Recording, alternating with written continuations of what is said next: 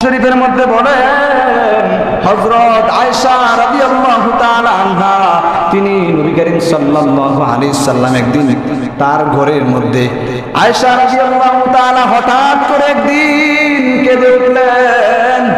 আয়েশা রাদিয়াল্লাহু তাআলা কেঁদে উঠলেন। তখন রাসূল আকরাম সাল্লাল্লাহু আলাইহি সাল্লাম জিজ্ঞাসা করলেন, আয়েশা তুমি কাঁদছো কেন? হঠাৎ করে তুমি কেন কাঁদছো, কান্না করছো? তখন আয়েশা রাদিয়াল্লাহু তাআলা বললেন, ইয়া রাসূলুল্লাহ, ইয়া হাবিবাল্লাহ, জাহান্নামের কথা অন্তরের মধ্যে স্মরণ হয়ে গেছে, দোজখের কথা অন্তরের মধ্যে স্মরণ হয়ে গেছে, এই জন্য চোখের মধ্যে কান্না এসে গেছে, অন্তরের মধ্যে কান্না এসে গেছে, এই জন্য আমি কাঁদছি। ইয়া রাসূলুল্লাহ, ইয়া হাবিবাল্লাহ, কাল কিয়ামতের ময়দানে কি আপনি কি আপনার কোন পরিবারের কথা স্মরণ করবেন? আপনি কি আপনার অন্তরের মধ্যে কারণ আপনার পরিবার পরিজন যারা আছে তাদের কথা কি কাল কিয়ামতের ময়দানে স্মরণ করবেন? তখন আল্লাহ রাসূল সাল্লাল্লাহু আলাইহি সাল্লাম বললেন, হে আয়েশা শুনে নাও, কাল কিয়ামতের ময়দানে তিনটি জায়গার মধ্যে আমার মনে থাকবে না, কারোর কথা মনে থাকবে না, মানুষের কথা মনে থাকবে না। তিনটি জায়গার মধ্যে কি কারো কথা মনে থাকবে না? সেই তিনটি জায়গা হচ্ছে কোন জায়গা?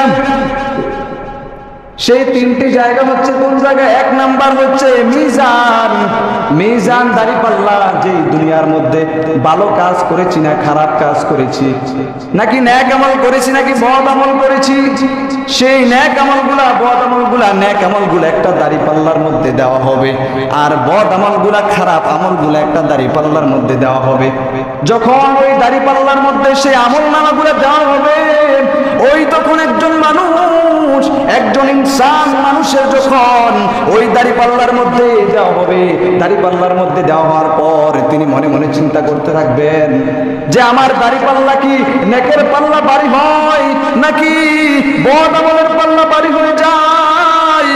নেকের পাল্লা কি বাড়ি হয় নাকি বদ আমলগুলা বাড়ি হয়ে যায়? সেটা চিন্তায় দুনিয়ার কারো কথা মনে থাকবে না। তারপর চিন্তা করবেন যে তার আমল নামা কি ডান হাতে দিবেন নাকি বাম হাতে দিবেন? তার আমল নামা কি ডান হাতে দিবেন না বাম হাতে দিবেন? এরকম চিন্তা থাকবেন যে যার আমল নামা ডান হাতের মধ্যে দিবে, যার আমল নামা কি ডান হাতের মধ্যে দিবে তিনি জান্নাতে নিশ্চিত, আর যার আমল নামা বাম হাতের মধ্যে দিবে, বাম হাতে পিছনের দিক থেকে দিবে, তখন তার জাহান্নাম ছাড়া কোনো উপায় থাকবে না। যিনি দুনিয়ার মধ্যে খারাপ কাজ করেছে, অশ্লীল মন্দ কাজ করেছে, গুনার কাজ করেছে, আল্লাহর বিধান অনুযায়ী চলে নাই, তাদের আমল নামা দিবে কি বাম হাতে। ওই বাম হাতের মধ্যে আমল নামা দেওয়ার পর বলবে যে তুমি তোমার আমল নামা পাঠ করো।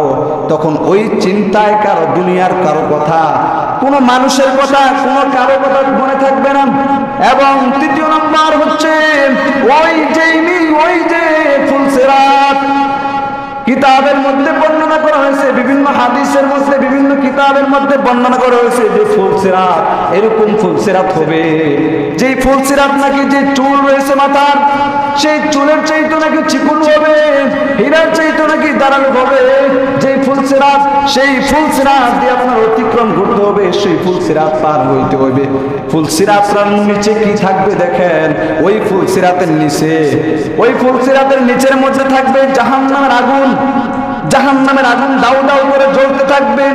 ওই যখন ফুলসিরাতের মধ্যে দিয়ে যাবেন, ওই ফুলসিরাতের মধ্যে দিয়ে যখন যাবেন, যদি নেক আমল ভালো কাজ করে থাকেন, জান্নাতি হয়ে থাকেন, তাহলে ফুলসিরাত বিদ্যুৎ গতিতে অতিক্রম করে ফেলতে পারবেন।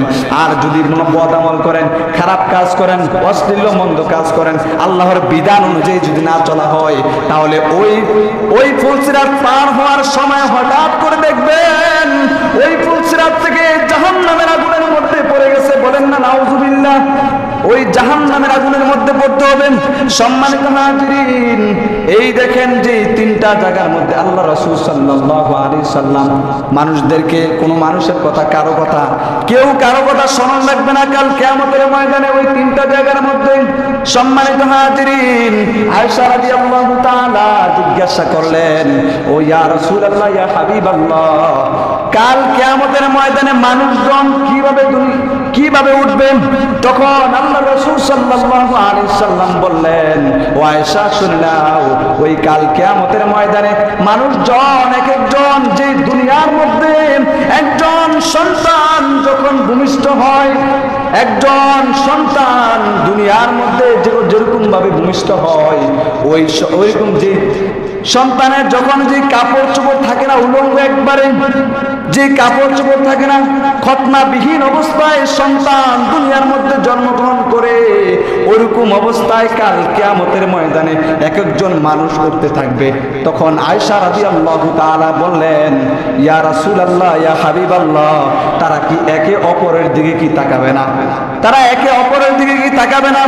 আল্লাহ রাসূল সাল্লাল্লাহু আলাইহি সাল্লাম বললেন, ও আয়েশা শোনো, তারা একে অপরের কাছে দিকে তাকাবে দূরের কথা, তাদের নিজে নিজে ইয়া নাফসি, ইয়া নাফসি বলে তারা এমন চিন্তা করতে থাকবেন, তার দেহ কি জাহান্নামের মধ্যে যায় নাকি জান্নাতের মধ্যে যায়, এরকম চিন্তায় আল্লাহ রাব্বুল আলামিনের দিকে তাকিয়ে, উপরের দিকে তাকিয়ে ইয়া নাফসি, ইয়া নাফসি বলে বলতে থাকবে, শুধু ইয়া নাফসি, ইয়া নাফসি করে বলতে থাকবে। যে কাল কিয়ামতের ময়দানে অবস্থা হবে কি, আমরা তো দুনিয়ার মধ্যে কাপড় চোপড় পরিধান করি, ওই কাল কিয়ামতের ময়দানে সেই কাপড়গুলা থাকবে না।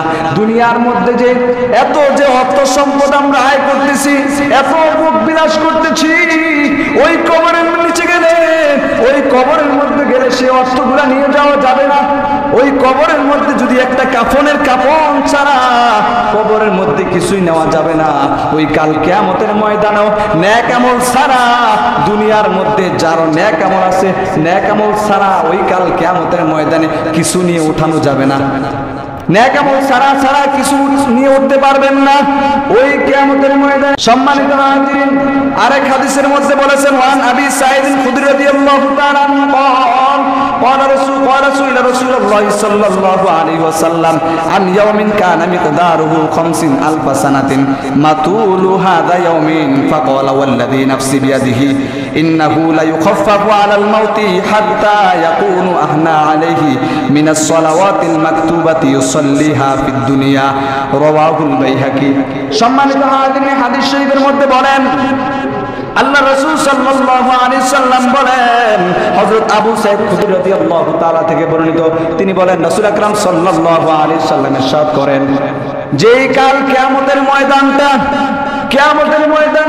কিরকম, এক একটা দিন কিরকম হবে, ওই কাল কিয়ামতের ময়দানের এক একটা দিন এরকম হবে। দেখেন, যদি দুনিয়ার মধ্যে নেক আমল করে, ভালো কাজ করে, আল্লাহর বিধান অনুযায়ী কোরআন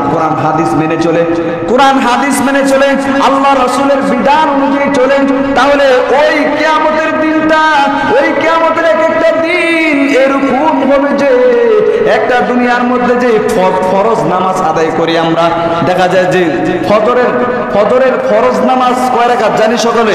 ফজরের ফরজ নামাজ কয় রাকাত? 2 রাকাত। যোহরের ফরজ নামাজ কয় রাকাত? 4 রাকাত। যে ফরজ নামাজগুলো রয়েছে, ওই যেই ফরজ নামাজ আল্লাহ রাসূল সাল্লাল্লাহু আলাইহি সাল্লাম বলেছেন, ওই সময়টা এরকম সময় হবে, দুনিয়ার মধ্যে যে একটা ফরজ নামাজ আদায় করতে যতটুকু সময় লাগে তার চাইতেও কম মনে হবে। বলেন না সুবহানাল্লাহ। ওই এক একটা দিন যদি ভালো কাজ করে, নেক আমলের কাজ করে, আর যদি নেক আমল না করে, ভালো কাজ না করে, ওই জাহান্নামী হয়ে যায়। কাল কিয়ামতের ময়দানে নাফরমানি বান্দা হিসেবে যদি ওঠা হয়, ওই তার জন্য ওই কাল কিয়ামতের ময়দানে এক একটা দিন হবে 50,000 বছরের ন্যায়। বলেন না নাউজুবিল্লাহ। 50,000 বছর। কয় বছর? 50,000 বছর। দুনিয়ার মধ্যে এক একজন মানুষ কয়দিন বাঁচে, কয়দিন দুনিয়ার মধ্যে থাকে, ওই কাল কিয়ামতের ময়দানে 50,000 বছর পর্যন্ত দাঁড়িয়ে থাকা লাগবে। 50,000 বছর মনে রাখবে যে 50,000 বছর ধরে দাঁড়ায় রয়েছে। সম্মানিত হাজিরিন, মনে রাখেন যে কাল কিয়ামতের ময়দানে কি হবে। দেখেন ওই ময়দানের মধ্যে যখন মানুষজন যেই কিয়ামতের ভয়ে হুঙ্কারে হুমড়ি খেতে থাকবে, কিয়ামতের ভয় অন্তরের মধ্যে ঢুকে যাবে। কি করবে ইয়া নাফসি ইয়া নাফসি বলবে, চিন্তা করবে, মনে মনে চিন্তা করবে। হাদিস শরীফের মধ্যে বর্ণনা করা হয়েছে, হাদিস শরীফের মধ্যে বর্ণনা করা হয়েছে যে মানুষজন কাঁদতে কাঁদতে চিল্লাইতে কিভাবে কোনো দিশা পাইবে না, তখন যে ধরবে আমাদের আদি পিতা হযরত আদম আলাইহিস সালামের নিকট যাবে। মানুষজন যে ইনসান যারা রয়েছে তারা যাবে কি আদম আলাইহিস সালামের নিকট, যে বলবে ইয়া আদম আলাইহিস সালাম, আপনি তো আদি পিতা আদম আলাইহিস সালাম। দুনিয়ার যত ইনসান রয়েছে আপনি তো তাদের পিতা। আপনার তো একটা পাওয়ার আছে, আপনি আমাদের জন্য একটা সুপারিশ করেন, আল্লাহ রাব্বুল আলামিনের কাছে বলেন যে আল্লাহ রাব্বুল আলামিন যেন আমাদেরকে মাফ করে, যে জান্নাতের মধ্যে দিয়ে দেন। ওই তখন ওই আদম আলাইহিস সালাম বলবেন, ও মুসলমান, ও ভাইরা শুনে নাও, ও সন্তানেরা শোনো, যে আমি আদি পিতা হইছে, কি হইছে দেখো, আমি আমার যোগ্য নয়, আমি সুপারিশ করার যোগ্য নয়, আমার সেই যোগ্যতা নয়, আমি সুপারিশ করতে পারবো না। তোমরা এক কাজ করো, আল্লাহর বন্ধু হযরত ইব্রাহিম খলিলুল্লাহ, আল্লাহর নবী ইব্রাহিম খলিলুল্লাহ, তার নিকট যাও, আল্লাহর বন্ধু তার নিকট যাও, খলিলুল্লাহ আল্লাহ রাব্বুল আলামিনের খাঁটি বন্ধু ইব্রাহিম আলাইহিস সালামের নিকট যাও, যে বলো। তখন মানুষজন যখন ইব্রাহিম আলাইহিস সালামের নিকট যাবে, ইব্রাহিম আলাইহিস সালাম বলবেন, একই কথা বলে দিবে, আমি উহার উপযুক্ত নয়, আমি সুপারিশ করতে পারবো না। তোমরা এক কাজ করো, তোমরা যাও হযরত মুসা কালিমুল্লাহর নিকট যাও, যিনি আল্লাহ রাব্বুল আলামিনের নিকট সরাসরি কথা বলেছেন, যিনি আল্লাহ রাব্বুল আলামিনের সাথে কথা বলেছেন, কালিমুল্লাহ। মুসা কালিমুল্লাহর নিকট যাও, যে তার কাছে বলো। তখন মুসা কালিমুল্লাহর নিকট যখন যাবে, তখন মুসা কালিমুল্লাহ বলে দিবে, একই কথা বলে দিবে, আমি উহার উপযুক্ত নয়, আমি সুপারিশ করতে পারবো না। তোমরা এক কাজ করো, হযরত ঈসা রূহুল্লাহ, হযরত ঈসা আলাইহিস সালামের নিকট যাও। ঈসা আলাইহিস সালামকে আল্লাহ পাক রব্বুল আলামিন নিজে দুনিয়ার মধ্যে পাঠাইছেন। কোন বাবা দুনিয়ার মধ্যে কারো বাবার জন্ম হয় নাই। ঈসা আলাইহিস সালাম সরাসরি আল্লাহ পাক রব্বুল আলামিন মরিয়মের নিকট, মরিয়মের যে ইয়ার মধ্যে দিয়েছেন, মরিয়মের গর্ভের মধ্যে দিয়েছেন যে ঈসা আলাইহিস সালামকে। সেই ঈসা আলাইহিস সালামের কোনো কি পিতা ছিল না, সেই ঈসা আলাইহিস সালামের নিকট পাঠিয়ে দিলেন। মুসা আলাইহিস সালাম বলে দিলেন যে তোমরা যাও হযরত ঈসা আলাইহিস সালামের নিকট যে বলো। তখন মানুষজন যখন ঈসা আলাইহিস সালামের নিকট যাবে, ঈসা আলাইহিস সালামের নিকট যাওয়ার পর ঈসা আলাইহিস সালামকে বলবে, ওই আল্লাহর নবী ঈসা আলাইহিস সালাম, আপনি আমাদের জন্য একটু সুপারিশ করেন, যেন আল্লাহ রাব্বুল আলামিন আমাদেরকে মাফ করে দেয়, আমাদেরকে যেন জাহান্নামের আগুন থেকে বাঁচায়। তখন ঈসা আলাইহিস সালাম বলে দিবেন, ও শুনে নাও, আমি উহার উপযুক্ত নয়, আমি সুপারিশ করতে পারবো না, আল্লাহ রাব্বুল আলামিনের কাছে সুপারিশ করার মতো আমি উপযুক্ত নয়। তোমরা এক কাজ করো, আখিরি জামানার পয়গম্বর হযরত মুহাম্মদুর রাসূলুল্লাহ সাল্লাল্লাহু আলাইহি সাল্লামের নিকট যাও, যিনি হাবিবুল্লাহ, আল্লাহর হাবিব হযরত মুহাম্মদুর রাসূলুল্লাহ সাল্লাল্লাহু আলাইহি সাল্লামের নিকট যাও, যে তার কাছে বলো, তিনি দেখবা তিনি সুপারিশ করতে পারবে।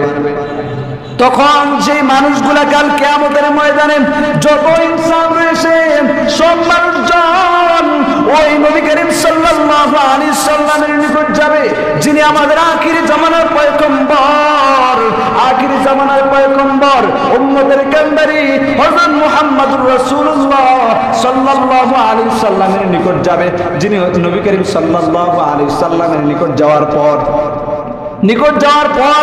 নবী করিম সাল্লাল্লাহু আলাইহি সাল্লামকে বলবে যখন, ইয়া রাসূলুল্লাহ, আপনি তো আখির জামানার পয়গম্বর, আপনি তো হাবিবুল্লাহ, আপনি তো আল্লাহর হাবিব, আপনি আমাদের জন্য একটু আল্লাহ রাব্বুল আলামিনের কাছে সুপারিশ করেন। তখন আল্লাহ রাসূল সাল্লাল্লাহু আলাইহি সাল্লাম বলবেন, ও উম্মতেরা শুনে নাও, আমি তো তোমার জন্য রয়েছি, তোমাদের জন্যই আমি আছি। আমি আল্লাহ রাব্বুল আলামিনের কাছে তোমাদের জন্য সুপারিশ করব, আমি তো তোমাদের জন্যই আছি। আল্লাহ রাসূল সাল্লাল্লাহু আলাইহি সাল্লাম উম্মতের জন্য কি টান, আর সেই রাসূলকে আমরা মুহাব্বত করি না, রাসূলকে আমরা মুহাব্বত করি না। রাসূলকে যদি মুহাব্বত করতে যাই, দুনিয়ার মধ্যে বর্তমান সময়ে রাসূলকে যদি একটু বেশি করে মুহাব্বত করতে চাই, এক একজন যেই ফতোয়া দেয়, বিভিন্ন ধরনের ফতোয়া দিয়ে তাদেরকে কি গুমরাহির পথের দিকে নিয়ে যায়। বিভিন্ন ধরনের ফতোয়া দিয়ে কি কই, এটা বেদাত সেটা বেদাত। রাসূলকে মুহাব্বত করব কিভাবে? বিভিন্ন বেদাতের ফতোয়া দিয়ে তাদেরকে কি গুমরাহির পথে দিকে নিয়ে যায়। সম্মানিত হাজিরিন, রাসূলকে মুহাব্বত করবেন যদি কাল কিয়ামতের ময়দানে যদি সুপারিশ পেতে চান। আর যদি মনে করেন যে আমার রাসূলের সুপারিশ লাগবে না, কাল কিয়ামতের ময়দানে রাসূলের সুপারিশ লাগবে না, আমি রাসূলের সুপারিশ লাগবে না, আমি এমনিই জান্নাতের মধ্যে যাব, তাহলে দুনিয়ার মধ্যে আপনার রাসূলকে ভালোবাসার কোনো প্রয়োজন নাই। কি বলেন, ঠিক কি না? দুনিয়ার মধ্যে কি রাসূলকে ভালোবাসার প্রয়োজন নাই? যদি মনে করেন যে কাল কিয়ামতের ময়দানে যদি সুপারিশ আমার লাগবে না, আর যদি ওই আল্লাহর নবীর সুপারিশ যদি পেতে চান, তাহলে আল্লাহ রাসূল সাল্লাল্লাহু আলাইহি সাল্লামকে মুহাব্বত করতে হবে, ভালোবাসতে হবে। দেখেন আল্লাহ রাসূল সাল্লাল্লাহু আলাইহি সাল্লাম তখন কি বলেছেন, যে দেখো শোনো, আমি তোমাদের জন্য সুপারিশ করব। তারপর আল্লাহ রাসূল সাল্লাল্লাহু আলাইহি সাল্লাম আল্লাহ রাব্বুল আলামিনের দিকে তাকিয়ে কিছু না বলে সোজাসুজি ওই হাসরের ময়দানের মধ্যে সিজদার মতো হয়ে গেলেন। ওই হাসরের ময়দানের মধ্যে সিজদা দিয়ে ফেললেন, সিজদারত দিয়ে কান্না করতেছেন। আল্লাহ রাব্বুল আলামিন তার হাবিবকে দেখে ওই নবী করিম সাল্লাল্লাহু আলাইহি সাল্লামকে ডাকবে, ও আমার হাবিব, ও আল্লাহর নবী, ও আমার নবী, আপনি একটু ওঠেন, আপনি মাথাটা উঠান, আপনি কি চান? আপনি কি চান? আপনাকে যদি যা চান তাই দেওয়া হবে। আপনি কি চান? তখন বলবে, আল্লাহ, আমি আমার উম্মতের জন্য সুপারিশ করতে চাই, আমার উম্মতের জন্য সুপারিশ করতে চাই। তখন আল্লাহ রাব্বুল আলামিন বলবেন, ইয়া রাসূলুল্লাহ, ইয়া হাবিবাল্লাহ, আপনি আপনার উম্মতের জন্য কি সুপারিশ করতে চান? বলে নবী করিম সাল্লাল্লাহু আলাইহি সাল্লাম বললেন, হ্যাঁ। তখন আল্লাহ রাব্বুল আলামিন বললেন, ইয়া রাসূলুল্লাহ, ইয়া হাবিবাল্লাহ, ওই জাহান্নামের মধ্যে যান, জাহান্নামের মধ্যে যে দেখেন ওই কার অন্তরের মধ্যে, কারণ হাদিস শরীফের মধ্যে বলা হয়েছে কার অন্তরের মধ্যে একটা ভুট্টা পরিমাণ ঈমান যার অন্তরের মধ্যে রয়েছে, যার অন্তরের মধ্যে ঈমান রয়েছে, তাকে যে ওই জাহান্নামের আগুন থেকে উঠিয়ে আনেন, তাকে জাহান্নামের আগুন থেকে উঠিয়ে আনেন। ওই জাহান্নামের আগুন থেকে উঠিয়ে আনার পর ওই যে মানুষদের সকলের জন্য কি ওই যখন যারা দুনিয়ার মধ্যে আল্লাহ রাসূলকে ভালোবাসবে, তারাই তো আল্লাহ রাসূল সাল্লাল্লাহু আলাইহি সাল্লামের সুপারিশ পাইবে। আল্লাহ রাসূলকে ভালোবাসতে শিখেন। ওই কাল কিয়ামতের কথা স্মরণ করে, কবরের কথা স্মরণ করে আল্লাহ রাসূল সাল্লাল্লাহু আলাইহি সাল্লামের মুহাব্বত অন্তরের মধ্যে ঢুকান। আল্লাহ রাসূল সাল্লাল্লাহু আলাইহি সাল্লামকে ভালোবাসা ছাড়া দুনিয়ার মধ্যে বেঁচে থাকা কোনো প্রয়োজন নাই। আল্লাহ রাসূলকে যদি না ভালোবাসা যায়, আল্লাহ রাসূল ওই হাদিস শরীফের মধ্যে আল্লাহ রাসূল সাল্লাল্লাহু আলাইহি সাল্লামের মুহাব্বত ভালোবাসা সম্পর্কে অসংখ্য হাদিস আছে, অসংখ্য কোরআনের আয়াত রয়েছে। সম্মানিত হাজিরিন, এই বলে কি আল্লাহ রাসূলকে মুহাব্বত করেন, ভালোবাসেন, আল্লাহ রাসূল সাল্লাল্লাহু আলাইহি সাল্লামকে বেশি বেশি মুহাব্বত করেন, ভালোবাসেন, তার ইত্তেবা করেন, অনুসরণ করেন। অনুসরণ কিভাবে করবেন? তার সুন্নাতগুলো অনুসরণ করলেই তাকে অনুসরণ করা হবে। আল্লাহ রাসূল সাল্লাল্লাহু আলাইহি সাল্লাম সুন্নতগুলো কি অনুসরণ করলে কি তার অনুসরণ হয়ে যাবে। সম্মানিত হাজির, প্রতিটি কাজের মধ্যে সব জায়গার মধ্যে রাসূলের সুন্নত রয়েছে, সব জায়গার মধ্যে সুন্নত তরিকা অনুযায়ী চলবেন, তাহলে আল্লাহ রাসূল সাল্লাল্লাহু আলাইহি সাল্লামকে মহব্বত করা হয়ে যাবে। সম্মানিত হাজির, সময় সংক্ষেপ, যে আলোচনাগুলো করলাম, যে কাল কিয়ামত সম্পর্কে, কিয়ামতের অবস্থা কি হবে, মানুষজন কি করবে, বুঝতে কিছু হইলে তো বুঝতে পারলেন যে কিরকম হবে অবস্থা। কিয়ামতের সম্পর্কে আলোচনা কিন্তু বিশাল লম্বা আলোচনা, যদি কিয়ামত সম্পর্কে অনেক আলোচনা, সময় সংক্ষেপ, এই জন্য সংক্ষেপেই শেষ করলাম। যে আলোচনাগুলো করলাম, আল্লাহ রাব্বুল আলামিন আমাদের সকলকে সঠিকভাবে বুঝ দান করার এবং আমল করার তৌফিক দান করুন। সকলে বলে আল্লাহুম্মা আমিন।